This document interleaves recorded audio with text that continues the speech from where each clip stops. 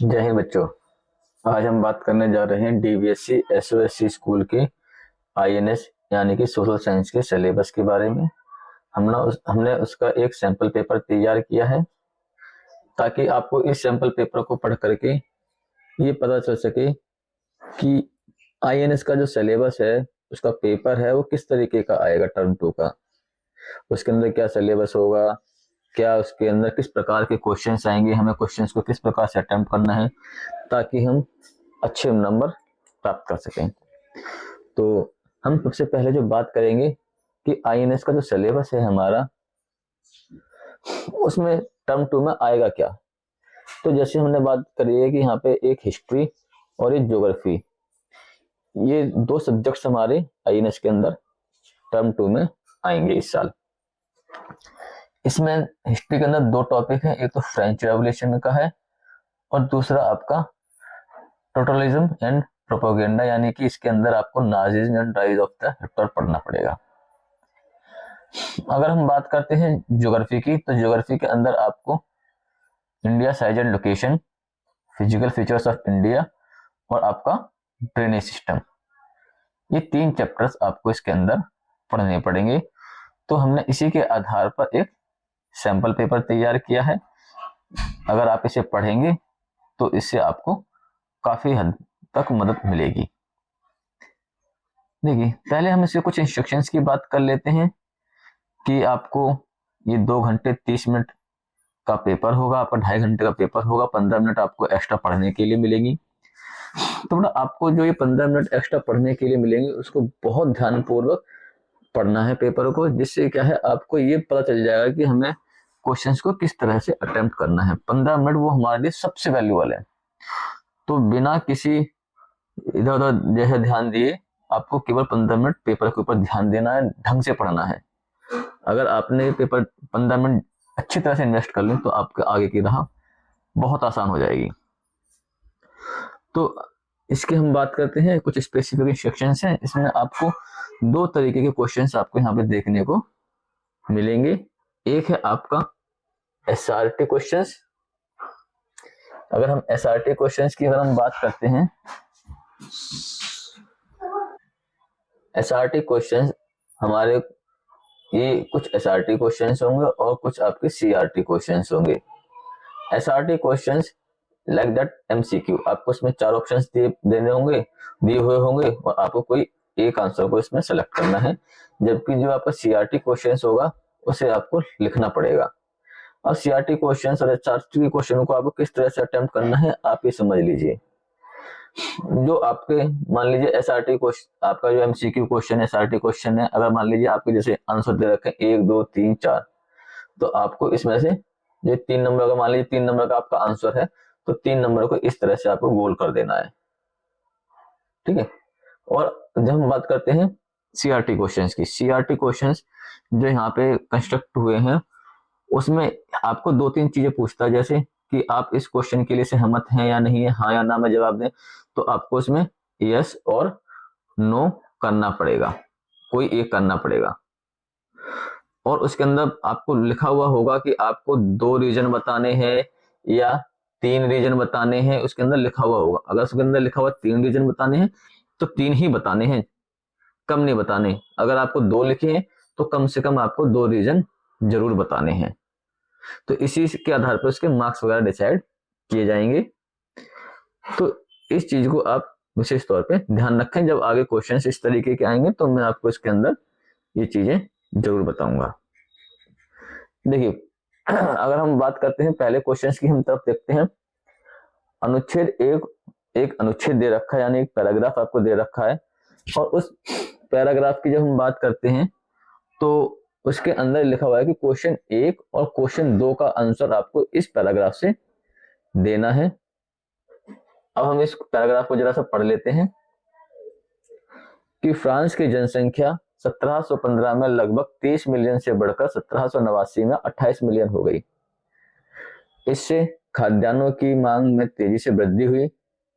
अनाज का उत्पादन मांग के अनुरूप नहीं हो सका, इसलिए रोटी की कीमतें बढ़ गईं, जो बहुसंख्यक लोगों का मुख्य आहार था। तेजी से बढ़ी। अधिकांश तक श्रमिक उन कार्यशालाओं में मजदूरों के रूप में कार्यरत थे जिनके मालिक उनकी मजदूरी तय करते थे, लेकिन मजदूरी कीमत में वृद्धि के अनुरूप नहीं थी। इसलिए गरीब और अमीर के बीच खाई चौड़ी हो गई। जब भी सूखे या ओलावृष्टि से फसल कम हुई तो हालात और भी बेकार हो गए। इससे निर्वाह का संकट यानी सब्सटेंस क्राइसिस पैदा हो गया, जो कि पुराने शासन के दौरान फ्रांस में अक्सर होता था। तो ये एक सब्सटेंस क्राइसिस के ऊपर एक पैराग्राफ दे रखा है। इसी के आधार पे आपको ये क्वेश्चन फ्रेम किए गए हैं, तो आपको इसका आंसर अब बताने होंगे। जैसे पहला है कि निम्न में से कौन सा प्राकृतिक कारण फ्रांस में सब्सटेंस क्राइसिस के लिए यानी फूड क्राइसिस के लिए जिम्मेदार था। तो देखिए, अगर इसमें प्राकृतिक कारण पूछा है ना कि अन्य कारण, और भी कारण बहुत सारे थे जो फूड क्राइसिस के लिए जिम्मेदार हो सकते हैं, लेकिन यहाँ पर पूछा है केवल इसमें प्राकृतिक कारण पूछा है। तो इसमें हमें बताना, जैसे पहले खाद्यान्नों की अत्यधिक मांग, ओलावृष्टि के कारण फसल का बर्बाद होना, वेतन ना बढ़ना, धार्मिक। तो इसमें जो प्राकृतिक कारण है वो ओलावृष्टि के कारण फसल का बर्बाद होना है, तो हम इस पे आंसर लगा देंगे बी। तो ये इस तरीके का ये यहाँ पे जो है आंसर है इसका। फिर अगर हम बात करते हैं इसके नेक्स्ट क्वेश्चन की तरफ हम मूव करेंगे, और देखिए इसमें है ना सीधे सीधे आंसर आपको नहीं मिलेगा। इसके लिए आपको थोड़ा उस चीज को समझना पड़ेगा और अपने पास से आंसर देना पड़ेगा। जैसे इसमें जो क्वेश्चन आया है, इसमें आया है कि क्या आपके अनुसार खाद्यान्न संकट ने फ्रांस की क्रांति में महत्वपूर्ण भूमिका निभाई? हाँ या ना में उत्तर दें और अपने उत्तर की पुष्टि के लिए दो कारण बताएं। तो पहले तो इसका आंसर हो जाएगा हाँ, यस। अगर आपको नो देना तो आपको अपने फेवर में तब भी आंसर देना पड़ेगा। तो इसका ये जो है एक टॉपिक, इसमें हम आंसर देंगे इसमें यस, हाँ ये एक कारण रहा है फ्रांस की क्रांति में सब्सटेंस क्राइसिस। तो आपको इसके अंदर जब बताना है तो ये बताना है किस तरीके से सब्सटेंस क्राइसिस ने लोगों को एक गहरे संकट में ढकेल दिया कि उनके पास खाना नहीं है और राजा उनकी मदद या जो ली 16 है वो उनकी हेल्प नहीं कर पा रहा है या नहीं कर रहा है, जबकि जो वर्सलेस के पैलेस में एक बहुत ही जरूरत से ज्यादा खर्च किया जा रहा है, वहां पे रिसोर्सेज की वेस्टेज हो रही है। तो आपको इस तरीके से एक आंसर यहाँ पे देना है कि किस तरीके से जो है मिडिल क्लास को फूड क्राइसिस ने जगाया है और वो राजा के खिलाफ हुए हैं, किस तरीके से लोगों के अंदर एक असंतोष फैला है फूड क्राइसिस से। तो आपको इसके अंदर इस प्रकार का आंसर देने हैं। देखिए अब दूसरा जो क्वेश्चन आया है इसमें, हिमालय भारत के लिए ईश्वर का वरदान है, क्या आप इस कथन से सहमत हैं? हाँ या ना में उत्तर दीजिए और इसके 3 कारण बताने हैं। 3 कारण। तो देखिए पहले तो आपका आंसर हो जाएगा कि हाँ ये यस, कि हाँ ये है हमारे लिए ईश्वर का वरदान यानी कि गॉड गिफ्टेड है। इसके बाद में आपको बताना है कि गॉड गिफ्टेड क्यों है। तो जैसे हम बात करते हैं हिमालय से सदाबहार की नदियां निकलती हैं, जो हमारे जो एवरग्रीन रिवर है हमारी, वो इस जगह से हमेशा निकलती हैं। तो इससे क्या है कि हम लोग फूड ग्रेन के ऊपर पूरी तरह से डिपेंड है। ये जो हमारा जो नॉर्दर्न प्लेन है ये फूड ग्रेन में हमें जो है आत्मनिर्भर बनाता है। अगर हम दूसरी की हम बात करते हैं, दूसरा पॉइंट, तो जो आपका साइबेरिया से यानी नॉर्थ से आने नॉर्थ विंड से हमारी रक्षा करता है। जो साइबेरिया से नॉर्थ विंड आती हैं, अगर हिमालय पर्वत ना होता तो ये सारा का सारा इलाका जम चुका होता। अगर तीसरी की अगर हम बात करते हैं तो यहाँ से जो निकलने वाली जो नदियां हैं, यहाँ से निकलने वाली नदियां हैं, तो ये हमारे जो नॉर्दर्न प्लेन का जो ग्राउंड वाटर लेवल है उसे रिचार्ज करता है। ठीक है, हिमालय पर्वत नॉर्दर्न प्लेन में वर्षा कराने में बहुत ज्यादा सहायक है। ठीक है, ये टूरिज्म का भी प्लेस बनता है।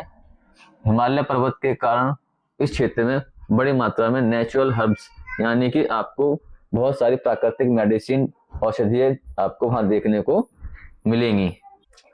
देखिए अब हम अगले क्वेश्चन की तरफ चलते हैं तो हम देखेंगे कि फ्रांस की क्रांति कोई एक घटना का परिणाम नहीं थी, इसके पीछे से चले आ रहे कई वर्षों के अन्य कारण भी जिम्मेदार थे।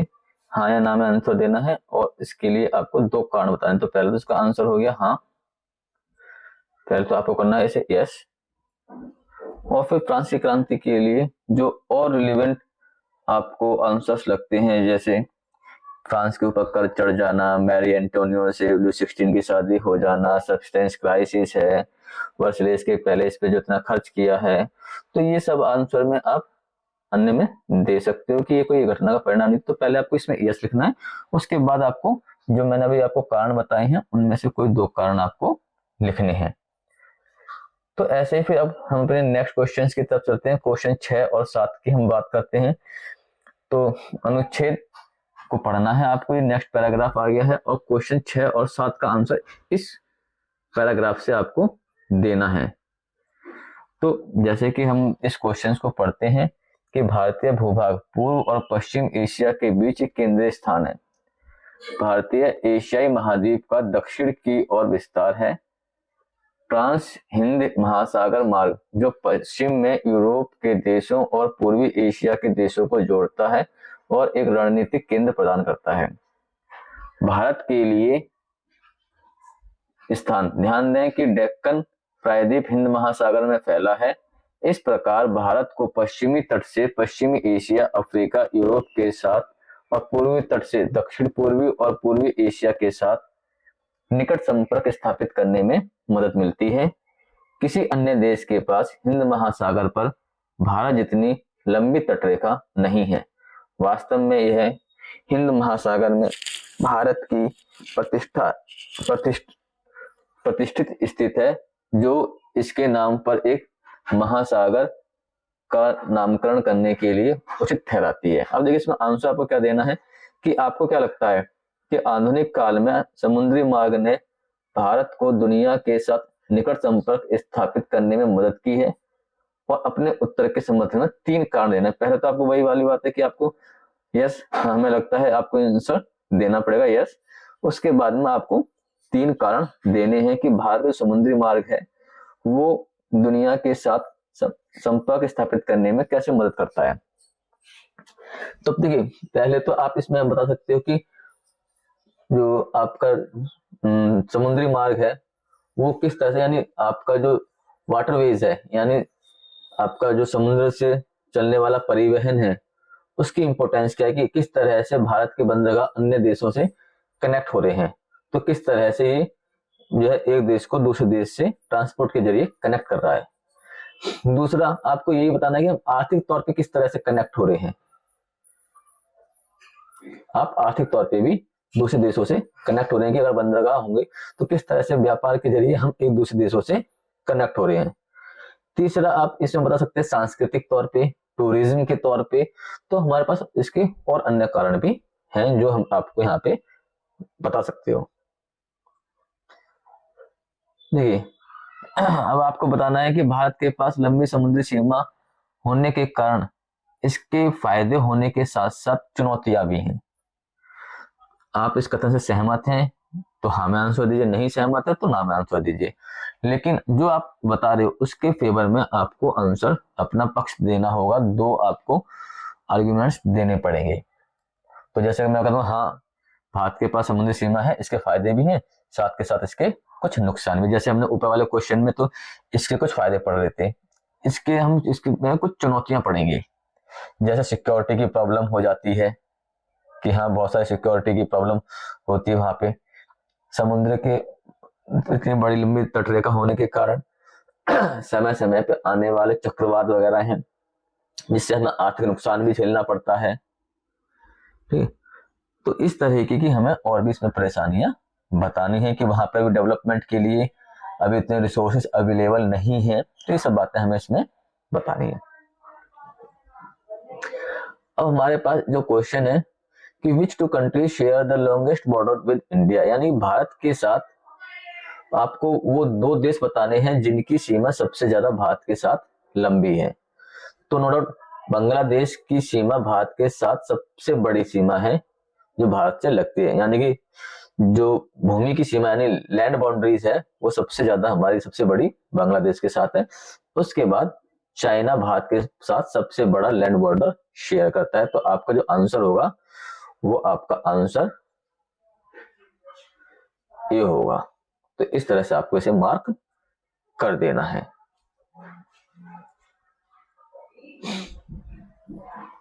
अब देखिए फिर से वो अनुच्छेद आ गया कि अनुच्छेद को पढ़ना है और 9 और 10 जो आंसर है क्वेश्चन नंबर उसका आंसर देना है। मतलब डायरेक्ट क्वेश्चन नहीं होंगे आपको इसमें, है ना। जो ये क्वेश्चन दे रखा है तो उसमें से आपको क्वेश्चन फ्रेम करके दिया गया है, तो आपको इसी में से अपने क्वेश्चंस को तैयार करना है। अभी देखिए हम इस क्वेश्चंस को पढ़ते हैं। जैसे जर्मन ने फ्रांस, पोलैंड, डेनमार्क, लिथुआनिया के कारण अपने विदेशी उपनिवेश, अपनी आबादी का 10वां हिस्सा, अपने क्षेत्रों का 13%, अपना 75% लोहा और 26% कोला जर्मन ने खो दिया था। ठीक, ये ट्रीटी ऑफ वर्सलेस के बारे में यहाँ पे बातें की जा रही हैं कि ट्रीटी ऑफ वर्सलेस में जर्मन ने क्या क्या खोया है फ्रांस, डेनमार्क, लिथुआनिया के कारण। ठीक है, कि किस तरीके से उसे सैन्य कमजोर किया गया, उसे बेसैन्यकरण यानी कि डिमिलिटराइज किया गया है, उसे गिल्टी फील कराई गई है कि इस युद्ध अपराध के लिए उसे कंपनसेशन $6 बिलियन का, डॉलर कह रहे हैं, पाउंड का मुआवजा देने के लिए मजबूर किया गया है। ठीक है, उसके कुछ क्षेत्र जैसे राइनलैंड हो गया, इन पे कब्जा कर लिया गया है। तो ये सब चीजें इसमें दिखाई गई हैं और वाइमर गणराज्य ने इसे स्वीकार किया है वहां पर। तो इसी में ये बात बताई गई कि वर्साय की संधि में ही दूसरे विश्व युद्ध के बीज बोए गए थे। क्या आप इस कथन से सहमत हैं? हाँ या ना में जवाब देना है और अपने पक्ष के तर्क में फेवर में आपको 2 तर्क देने। तो फिर वही वाले हमने जैसे क्वेश्चंस कर रहे थे कि हाँ पहले इसका आंसर है यस, हाँ कि वर्साय की संधि में ही सेकेंड वर्ल्ड वॉर के बीज बो दिए गए थे। अब आपको इसमें सिंपल सा ये बताना है, आपको अपने उत्तर के फेवर में 2 तर्क देने हैं। तो इसमें आपको ऊपर कितना लिखा हुआ है कि उसे डिमिलिटराइज कर दिया गया, उसके क्षेत्रों पे कब्जा कर लिया गया, उसे गिल्टी फील कराई गई, ठीक है, उसके किस किस क्षेत्र पे कितना कब्जा कर लिया गया है। तो ये आप इसके आंसर में दे सकते हैं। केवल आपको 2 ही ऑप्शन बताने हैं, तो आप आसानी से इस आंसर में बता सकते हैं। ठीक है, अब ये क्वेश्चन है कि जर्मन के लोगों के अनुसार जर्मन की दुर्दशा के लिए वाइमर रिपब्लिक जिम्मेदार था। क्या आप जर्मन के लोगों से सहमत हैं? हाँ या ना में जवाब दें। तो अब आपके इसके लिए हाँ का भी जवाब दे सकते हैं और ना का भी जवाब दे सकते हैं। इसके आंसर में आप हाँ भी दे सकते हो और ना भी दे सकते हो। इसके दोनों ही तरीके से आप अपने तक दे सकते हो।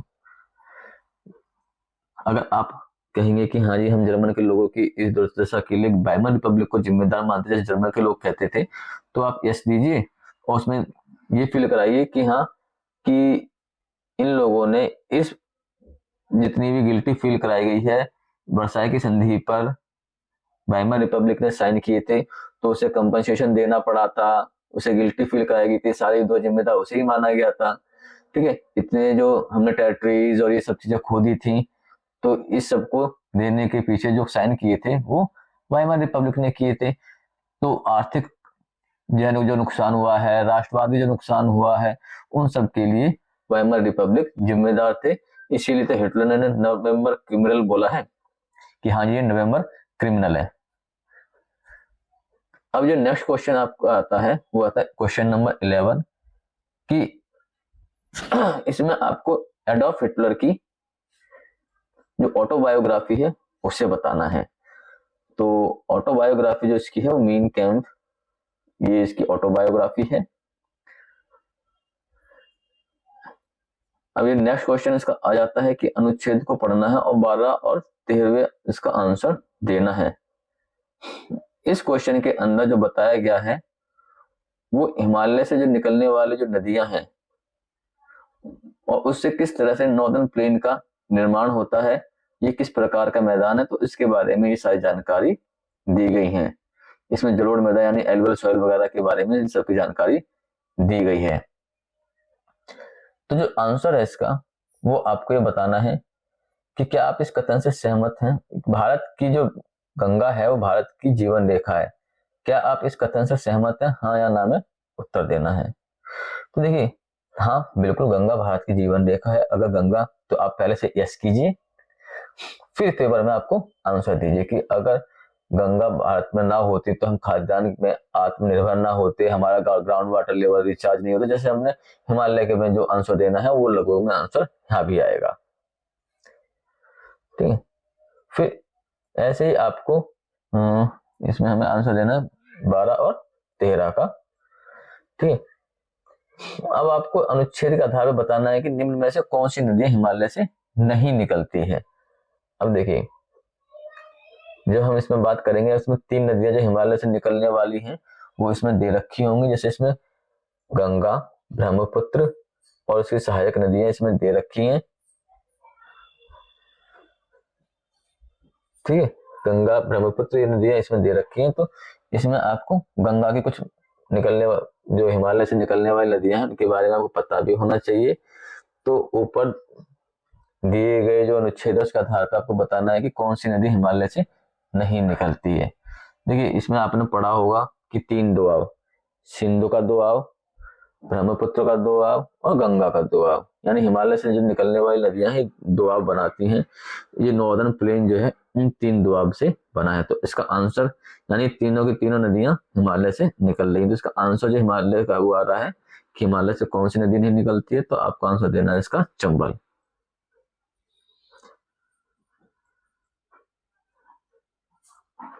अब आप देखिए, पश्चिमी घाट भारत के कितने राज्यों में फैला हुआ है और पश्चिमी घाट के कितने भाग हैं ये आपको बताना है। पश्चिमी जो घाट है भारत के चालू होता है वो आपका महाराष्ट्र से चालू होता है, फिर इसमें दूसरा जो राज्य पड़ता है वो गोवा पड़ता है। इन दोनों में जो वेस्टर्न घाट जो है लाई करता है उसको हम कहते हैं कोंकण कोस्ट। क्या बोलते हैं? कोंकण कोस्ट। फिर तीसरा जो राज्य आ जाता है इसमें कर्नाटक आ जाता है। कर्नाटक के अंदर जो वेस्टर्न घाट का हिस्सा है वो आता है कन्नड़ पार्ट। और फिर आपका अगला राज्य पड़ता है इसमें केरल। केरल के अंदर जो वेस्टर्न घाट है उसका नाम है मालाबार कोस्ट। ठीक, अगर हम इन तीनों को मिला देंगे तो आपका बन जाएगा ये वेस्टर्न घाट। तो आपका ये वेस्टर्न घाट बन जाता है। तो यानी कि इसे कितने पार्ट है? कोंकण, कन्नड़ और मालाबार। किन किन राज्यों में लाई करता है वो ये है, और उसके कितने भाग हैं वो ये रहे।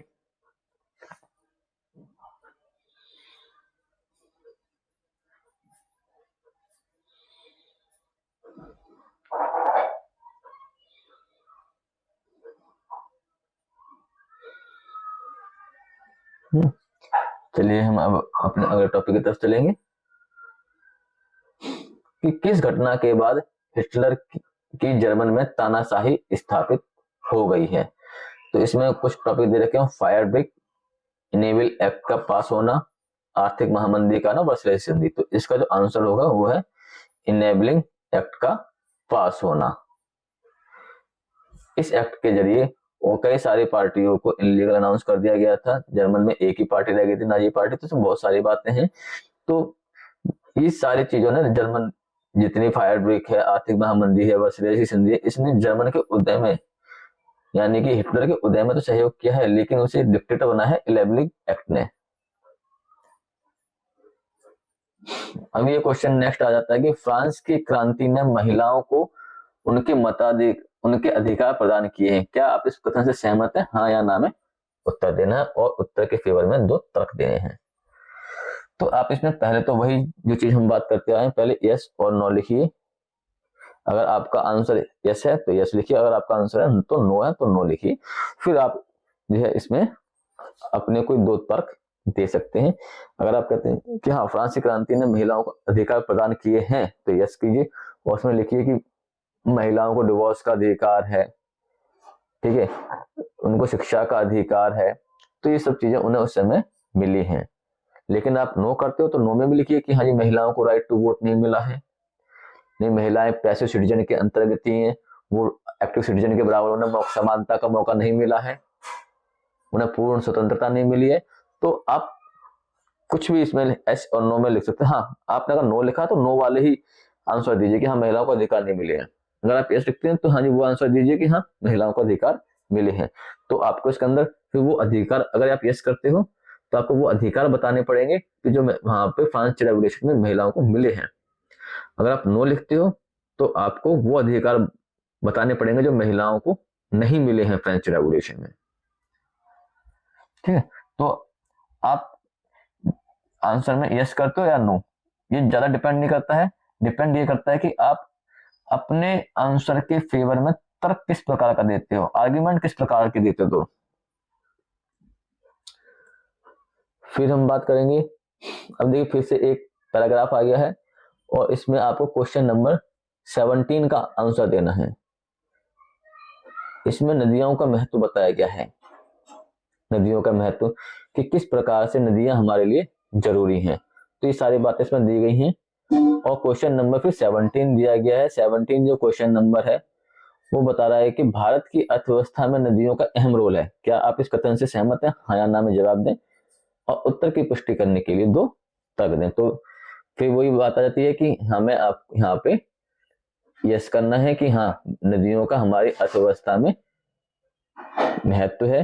तो हम किस तरीके से वो हमें आर्थिक तौर पे संपन्न बना रही हैं कि हम लोग खाद्यान्न में आत्मनिर्भर हैं, हमारे यहाँ पे नदियों से पानी फैक्ट्रियों को मिलता है, रिसोर्सेस हम इससे एनर्जी का रिसोर्सेस भी हमारे लिए बहुत बड़ा है, ये टूरिज्म का सोर्सेस भी बहुत बड़ा है। तो नदियों से किस तरह से टूरिज्म को प्रमोट होता है, किस तरह से एनर्जी प्रमोट होती है, किस तरह से हमारी कृषि प्रमोट होती है, किस तरह से हमारी इंडस्ट्री प्रमोट होती है, तो ये किस तरह से हमारा ट्रांसपोर्ट इसमें डेवलप होता है। तो ये सब चीजें आपको इसके अंदर कोई 2 तर्क देने हैं। ठीक है, अब क्वेश्चन नंबर 18 है कि प्राचीन काल से लेकर आधुनिक काल तक नदियां भारत की आर्थिक और सांस्कृतिक पहचान का केंद्र बिंदु रही हैं। निम्न में से कौन सा कथन वक्तव्य से संबंधित नहीं है? ठीक है, तो ये एक एसआरटी क्वेश्चन है, आपको कोई एक चुनना है इसके अंदर। तो देखिए प्राचीन काल से लेकर आधुनिक काल तक यानी पुराने से लेकर अब तक नदियां भारत की आर्थिक और सांस्कृतिक पहचान का केंद्र बिंदु रही हैं। अब आपको इसमें से बताना कौन सा एक कारण नहीं है। देखिए नदियों के किनारे भारत में धार्मिक मेलों का आयोजन होता है, हमारे बहुत सारे जो कुंभ के मेले हैं नदियों के किनारे लगाए जाते हैं। ठीक है, हमारे जो पवित्र काम होते हैं उसमें नदियों का जल लगाया जाता है, कई बार दाह संस्कार वगैरह भी हम लोग नदियों के किनारे करते हैं। तो ये हमारी संस्कृति का केंद्र है, तो इसका ये आंसर है। ठीक है, तो ये आंसर इसमें नहीं आएगा क्योंकि हमने इसमें पूछा है वक्तव्य संबंधित नहीं है। तो भारत की नदियां भारत की आर्थिक ताकत का केंद्र रही है, बिल्कुल है। भारत अभी पिछले क्वेश्चन में भी हमने पढ़ा है कि भारत की जो नदियां हैं भारत की आर्थिक ताकत का केंद्र है, तो ये भी आंसर नहीं होगा इसका। भारत की नदियां के कारण मजदूरों के बीच समानता स्थापित होती है, ये कोई ऐसी समानता स्थापित नहीं होती, तो इसका आंसर ये होगा क्योंकि सबसे अलग है। भारत की नदियां कई संस्कृतियों का उद्गम स्थल रही है, हाँ बिल्कुल रही है। आर्य संस्कृति का उद्गम स्थल रही है, भारतीय नदियां हड़प्पा सभ्यता का उद्गम स्थल रही हैं। तो ये इसमें आंसर जो है, जो इसका आंसर नहीं है वो ये है सी। तो आप इसका आंसर हो जाएगा सही सी। लेकिन नीचे एक और एसआरटी क्वेश्चन आ गया है कि नीचे दी गई तस्वीर को पहचानना है और इसमें किस घटना को दर्शाया गया है ये बताना है। देखिए नीचे की तस्वीर आ गई, ये एनसीईआरटी के फ्रेंच रेवोल्यूशन की शुरुआत इस चैप्टर इसी इमेज से हो रही है। ये बास्तील का किला है जिसे तोड़ दिया गया है। ठीक है, तो इसके बारे में यहाँ पे बताया गया है कि किस घटना को दर्शाया गया है। तो आंसर इसका हो जाएगा ए, कि बास्तील के किले को यहाँ पे ध्वंस किया गया है यानी कि तोड़ा गया है।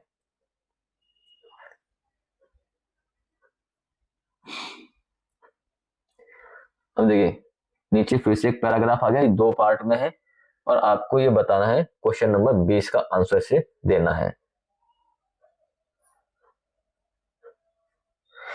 इसमें दो पार्ट में इसमें हम दे रखा है कि किस तरह से जो है तानाशाही स्थापित किया। देखिए जब इस क्वेश्चन को हम देखते हैं कि प्रसिद्ध सक्षम अधिनियम, यानी कि ये जो प्रसिद्ध सक्षम अधिनियम है ये इनेबलिंग एक्ट का है। देखिए ये आपके सामने आ रहा है इनेबलिंग एक्ट, 3 मार्च 1933 को इनेबलिंग एक्ट पास किया गया है। और this act establish dictatorship in Germany. देखिए ये क्वेश्चन एसआरटी में भी आया हुआ है, ठीक है। तो इसमें किस तरीके से इनेबलिंग एक्ट के जरिए उसने डिक्टेटरशिप बनाई है, तो ये एज ए डिक्टेटर के तौर पे है। और दूसरे पॉइंट में इसमें दे रखा है कि किस तरीके से जर्मन को आगे लाने में हिटलर ने मदद की है। तो इसी आधार पे जो क्वेश्चंस फ्रेम किया गया है वो ये है कि हिटलर एक राष्ट्रवादी होने के साथ साथ तानाशाह भी था, ठीक है। राष्ट्रवादी होने के साथ साथ वो तानाशाह भी था। दिए गए इसमें जो है आपको जो दिए गए दो पक्ष हैं, यानी कि आपको नंबर 1 नंबर 2 दे रखा है, उनमें से किसी एक पक्ष को चुन करके अपने उत्तर के पक्ष में तर्क देना है। यानी कि आपको या तो ये कहना है कि हाँ जी हिटलर डिक्टेटर था और वो खराब आदमी था, दूसरे में देना कि नहीं हिटलर एक राष्ट्रवादी था और उसने ये अच्छे काम किए हैं। तो आप इसमें कोई भी दो तर्क दीजिए, किसी एक को चुन लीजिए। आप या तो बताइए कि हाँ जी वो राष्ट्रवादी था, या बताइए वो तानाशाह था, और उसी के फेवर में आपको दो तर्क देने हैं जो आपको ऊपर 2 पैराग्राफ दिए गए हैं उसमें से। अभी देखिए इसमें जो क्वेश्चन है अपना नेक्स्ट 21 नंबर का, वो ये कहता है कि सोवियत यूनियन पर आक्रमण करना हिटलर के लिए एक ऐतिहासिक गलती सिद्ध हुई। अगर आप इससे सहमत हैं तो हाँ में आंसर दीजिए, अदरवाइज आप नो में आंसर दे करके फिर अपने फेवर में तर्क दीजिए, ठीक है। अब देखिए आपका जो क्वेश्चन नंबर 22 और लास्ट है उसमें आपको 2 मानचित्र दिखाए गए होंगे और उन 2 मानचित्रों में से किसी कुल आपके लिए 3 क्वेश्चंस इसमें करने हैं। एक आपको हिस्ट्री से करना है और 2 आपको भूगोल से करने हैं। आपको इसमें हमने 5 पॉइंट दे रखे हैं, A, B, C, D, E। अब देखिए इसमें से जो है क्या है, पहले 2 आपके हिस्ट्री के हैं, बाकी के 3 आपके ज्योग्राफी के हैं। तो इसमें से कोई एक करना है और इसमें से कोई आपको 2 करने हैं। और अगर मान लीजिए आपने तीनों के तीनों कर दिए हिस्ट्री में ज्योग्राफी में और आपका सी हो गया गलत और डी सही है आपका ई सही है, तो आपको ज्योग्राफी में नंबर मिलेगा 1। क्यों? क्योंकि फिर अगर आपने तीनों कर दिए तो पहले 2 चेक होंगे। ऐसे ही आपने हिस्ट्री के भी दोनों कर दिए और आपका बी ठीक है ए गलत है तो नंबर मिलेगा आपको 0। क्यों? क्योंकि फिर इसमें से एक चेक होगा, क्योंकि वो और ए आपका गलत होगा। तो इस तरीके से आपको ध्यान देना है कि आपको करना कैसे है। तो जो आपका ये हम पहले मैप की तरफ हम मूव कर लेते हैं। जैसे इसमें पहला क्या गया, उस देश का नाम यूरोप के मानचित्र पर बताना है, दर्शाना है जिस पर हिटलर के आक्रमण करने से दूसरा विश्व युद्ध चालू हो गया। तो पहले हम मैप देख लेते हैं। तो देखिए हिटलर ने जब पोलैंड पे आक्रमण किया था, पोलैंड पे जब पोलैंड पे आक्रमण किया तब विश्व युद्ध ये चालू आपका हो गया है। तो ये आपको इसमें दर्शाना है और पोलैंड लिख लेना है, ठीक है।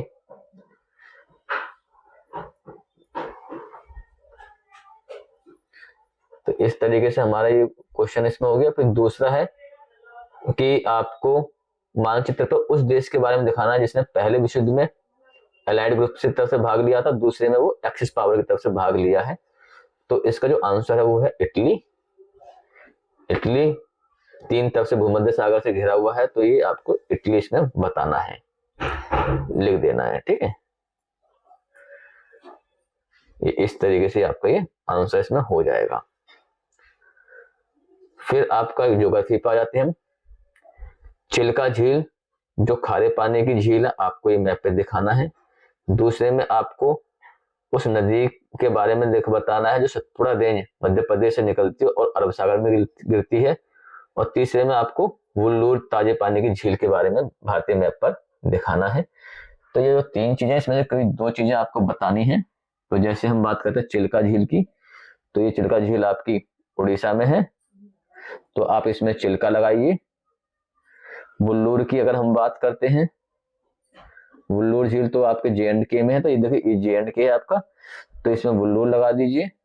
और तीसरा आपका जो मध्य प्रदेश से निकलती है तापी रिवर, तो आप इस तरीके से कुछ लाइन बना दीजिए और अरब सागर में गिरा दीजिए, तो ये आपकी तापी रिवर हो जाएगी, तापी लिख दीजिए। इस तरह से आपका ये क्वेश्चन पेपर यहाँ पे समाप्त होता है।